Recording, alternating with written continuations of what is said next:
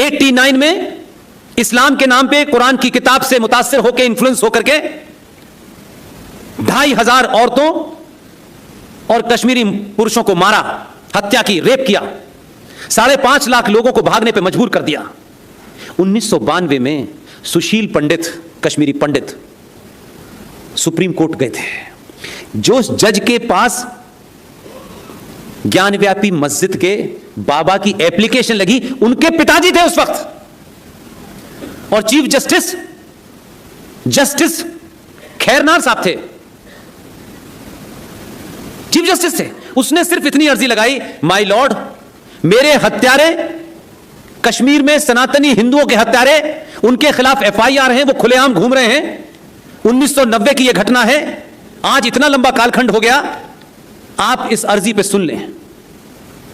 Justice Chandrachud और justice खैर ने एक बहुत ही सरकास्टिक, मजाकी अंदाज में यह कहा, अच्छा आप पब्लिसिटी के लिए आए हैं?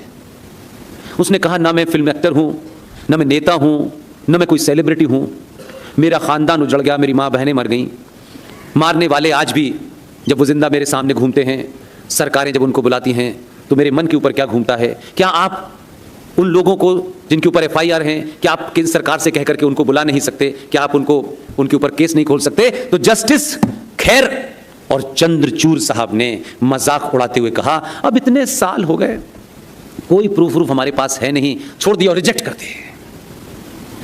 कर दी उन्होंने ये एप्लीकेशन।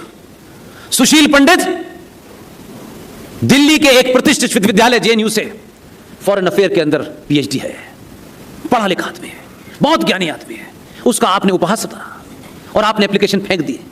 लेकिन अफसोस कि हमारी एप्लीकेशन जिस दिन फेंकी, उससे एक हफ्ते बाद उस देश के चीफ जस्टिस ने, मालूम है एक पिटीशन कौन सी एक्सेप्ट की?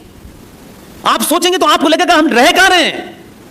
जस्टिस खैर ने एग्जैक्टली एक हफ्ते बाद एक पिटीशन सुप्रीम कोर्ट में डाली गई कि बापू को 3 गोलियां लगी थी या 4 गोलियां लगी थी, उन्होंने कहा इसकी सुनवाई होगी।